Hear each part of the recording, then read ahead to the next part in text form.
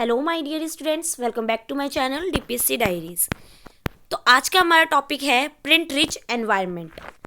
Print rich environment ये topic क्यों important है, किस लिए इम्पॉर्टेंट है और इसका क्या क्या इम्पोर्टेंस है इसकी, ठीक है, क्यों इसे हमें पढ़ना है, हम सब जानेंगे इसी टॉपिक में। ठीक है। Meaning of print rich environment. Print rich environment का मतलब क्या होता है? अ print rich environment is a learning space where written words and symbols are displayed everywhere so that children are surrounded by print।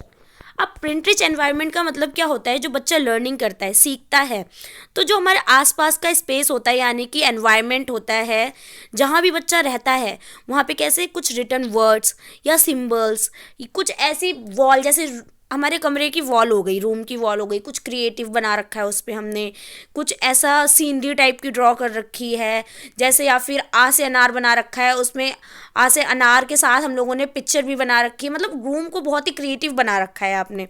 तो इससे बच्चा क्या होगा, बहुत ही अच्छा लर्न करेगा और उसका माइंड शार्प होगा।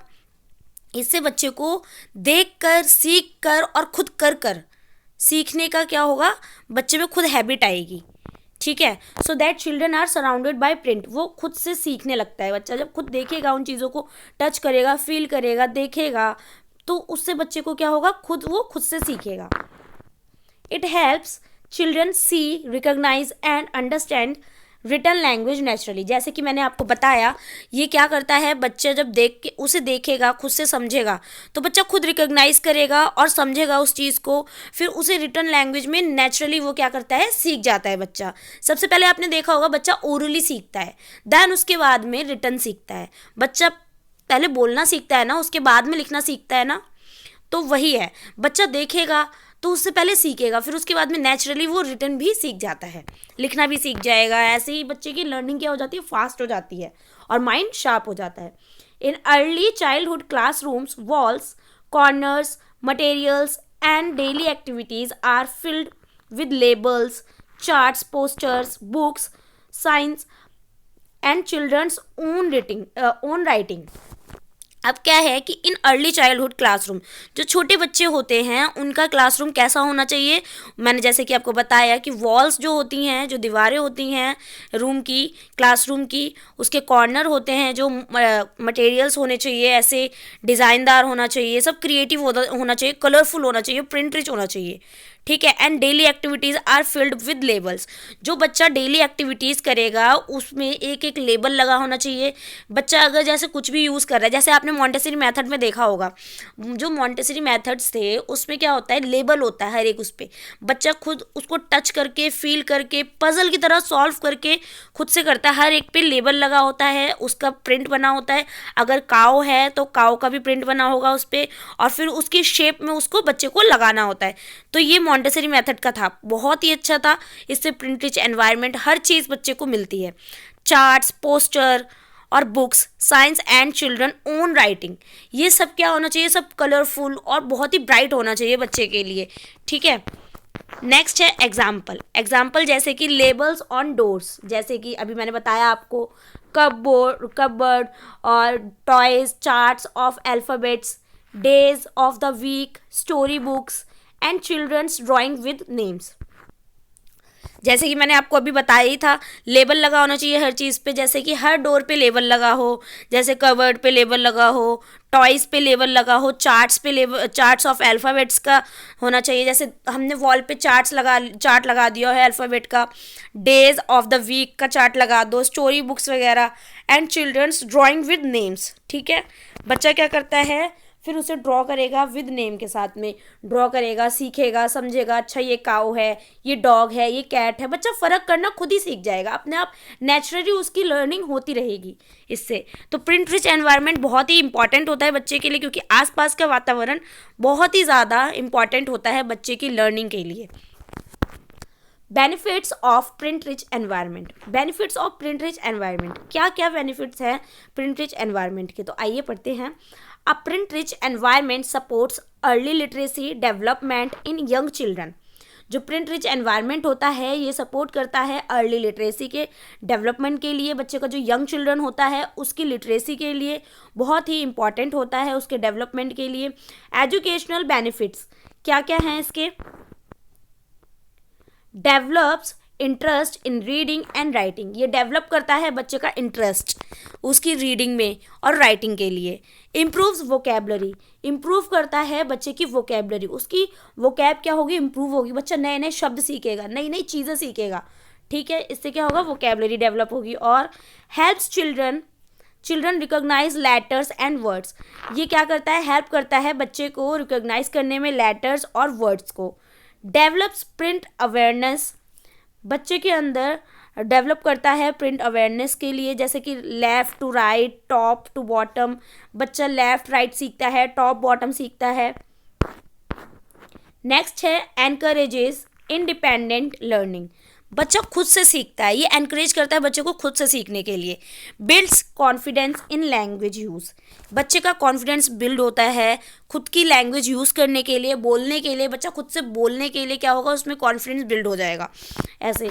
और क्या होता है इससे? Supports language and communication skills, ये सपोर्ट करता है बच्चे की लैंग्वेज यानी कि भाषा और कम्युनिकेशन स्किल्स को। नेक्स्ट है helps children connect spoken and written words, ये क्या करता है? हेल्प करता है बच्चे को कनेक्ट करने के लिए, उसे कनेक्ट करता है उसे बोलने और लिखने के लिए, ठीक है, मतलब कि help children connect spoken and written words, बच्चे को ये हेल्प करता है, बच्चा जो सुनता है और जो लिखता है उन वर्ड्स को हेल्प करता है सीखने के लिए, लर्न करने के लिए, बोलने के लिए, एक्सप्रेस करने के लिए, ठीक है। नेक्स्ट है how to create a print rich environment, आप कैसे क्रिएट करेंगे एक print rich environment? A teacher can create a print rich environment using simple low cost material. अब जैसे कि आप टीचर बनने वाले हो तो आपके लिए बहुत ही ज़्यादा ये टास्कफुल है, क्यों है? क्योंकि आप जाओगे, अगर आपको क्लासरूम मिलता है, आपको कोई क्लास मिलेगी तो आप वहाँ पे एज अ टीचर जाओगे तो आपको क्या करना होगा? How to create a print rich environment, बच्चे को आपको ऐसा एनवायरनमेंट देना होगा प्रिंट रिच जिससे बच्चे की लर्निंग और बेटर हो सके और फास्ट हो सके, बच्चे के माइंड शार्प हो सके। तो आपको क्या क्या करना होगा? अ teacher can create a print rich environment using simple low cost material, आपको ऐसे मटेरियल्स यूज़ करने होंगे सिंपल और ऐसे लो कॉस्ट मटेरियल्स जो बच्चे को भी क्या हो, बहुत ही ज़्यादा फ़ायदा दे और बच्चा भी सोचे कि ये लो कॉस्ट मटेरियल से टीचर ने कैसा एनवायरनमेंट कैसे बनाया, क्या बच्चा खुद भी इंटरेस्ट दिखाएगा उसमें, ठीक है। और ऐसा मटेरियल होना चाहिए जिससे बच्चे को भी प्रॉब्लम ना हो। नेक्स्ट है क्लासरूम डिस्प्ले, ये है क्लासरूम डिस्प्ले, जैसे कि टीचर हो, एज अ टीचर आपको क्या करना होगा? क्लासरूम डिस्प्ले पूरी चेंज करनी होगी as a print rich environment के तौर पर। Alphabet charts, number charts, colour charts, shape charts, आप क्या करोगे? क्लासरूम का डिस्प्ले ऐसे चेंज कर सकते हो। एक्शन वर्ड्स विद पिक्चर्स, समझ गए कि आप क्या करोगे? एक्शन वर्ड्स की पिक्चर लगा दी, साथ में एक्शन वर्ड्स लगा दिए, शेप चार्ट बना दिया आपने, वॉल पे लगा दिया क्लासरूम की डिस्प्ले पे, कलर चार्ट्स लगा दिए आपने क्लासरूम की डिस्प्ले पे, नंबर चार्ट्स लगा दिए क्लासरूम की डिस्प्ले पे और अल्फ़ाबेट चार्ट्स लगा दिए। तो इससे बच्चा क्या करेगा? ये सब सीखेगा, खुद से देख के सीखेगा। और नेक्स्ट क्या कर सकते हो आप?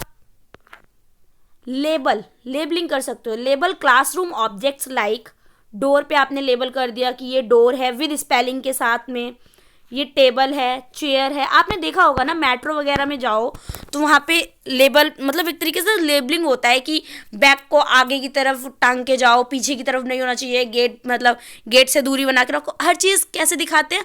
बहुत ही अच्छे तरीके से दिखाते हो और वहाँ पे सारा लेबल बना होता है, बाकायदा लिखा होता है, लेबलिंग होती है, हर चीज़ होती है ना। वैसे ही आपको क्या करना होगा? लेबल करना होगा। डोर पे लेबल कर दिया, जैसे टेबल को लेबल कर दिया, चेयर को लेबल कर दिया, window, cupboard. Labels should be clear and readable, मतलब कि लेबल कैसे होने चाहिए? बिल्कुल क्लियर होने चाहिए, बच्चे को समझ में आने चाहिए और पढ़ने लायक होने चाहिए कि पढ़ सके बच्चा, समझ सके और देख कर भी उसको समझ आ जाए, इस तरीके से लेबल होना चाहिए। बुक कॉर्नर कैसा होना चाहिए क्लासरूम में? एक प्रिंट रिच एनवायरनमेंट में बुक कॉर्नर होना भी बहुत ही इंपॉर्टेंट होता है। स्टोरी बुक्स होनी चाहिए उधर, पिक्चर बुक्स होनी चाहिए, बिग बुक्स होनी चाहिए, बड़ी बड़ी राइम्स एंड पोएम्स वाली बुक होनी चाहिए, old old magazines and newspapers होने चाहिए, ठीक है। नेक्स्ट है D, children's participation. Children's participation, display children's drawing and writing. आप क्या करो कि क्लासरूम में ऐसा एनवायरनमेंट बनाओ, प्रिंट रिच एनवायरनमेंट कैसा होना चाहिए कि बच्चे का क्या होना चाहिए, पूरा पार्टिसिपेशन होना चाहिए उसमें, जैसे कि display children drawing and writing. आप ऐसी एक डिस्प्ले बनाइए क्लासरूम में अपने, जिसमें बच्चा क्या करेगा, ड्रॉ करेगा, लिखेगा, कुछ भी करेगा, मतलब वो एक डिस्प्ले होनी चाहिए बच्चे की खुद की, ठीक है। जो बच्चा करेगा उस डिस्प्ले पे आपको दिखाना है, बच्चे से करवाना है, बच्चा करेगा तो ये क्या होगा, डिस्प्ले चिल्ड्रन, जैसे ड्राइंग हो गई, किसी बच्चे ने अच्छी ड्राइंग बनाई तो आपको वो डिस्प्ले पे लगानी होगी। राइटिंग्स हो गई बच्चे की, कुछ अच्छा लिखा है तो आपको वो डिस्प्ले पे लगाना हो गया, ठीक है।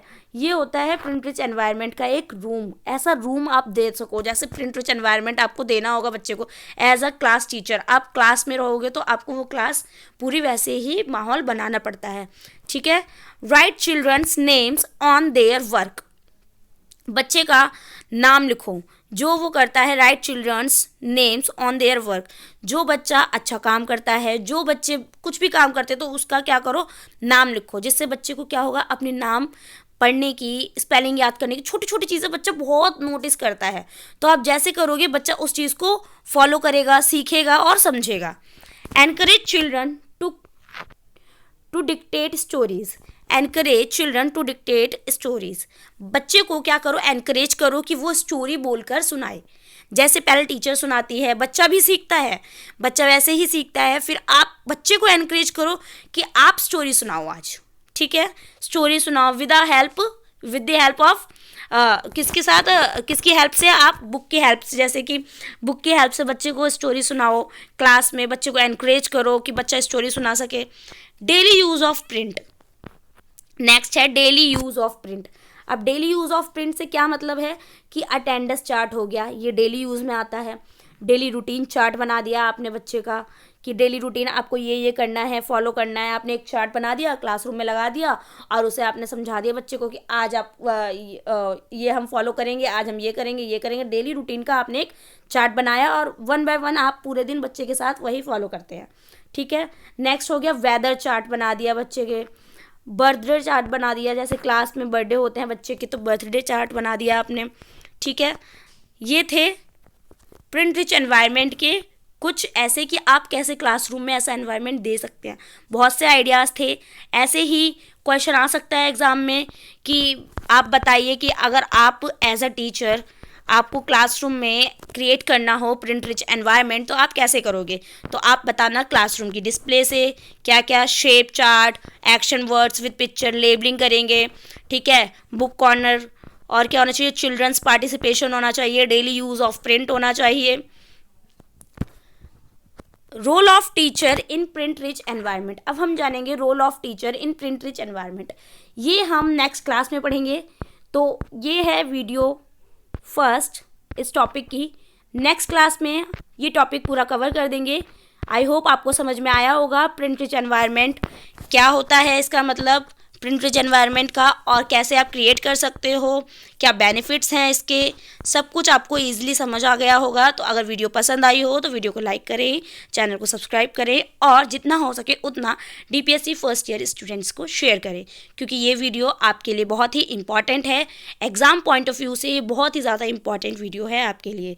तो एग्ज़ाम में इससे ही रिलेटेड क्वेश्चन आएंगे, कुछ भी इससे बाहर नहीं आएगा, ठीक है। आई होप आप लोगों को पसंद आ रही होंगी मेरी वीडियो और हेल्पफुल लग रही होंगी। तो वीडियो को लाइक करें। Thank you for listening.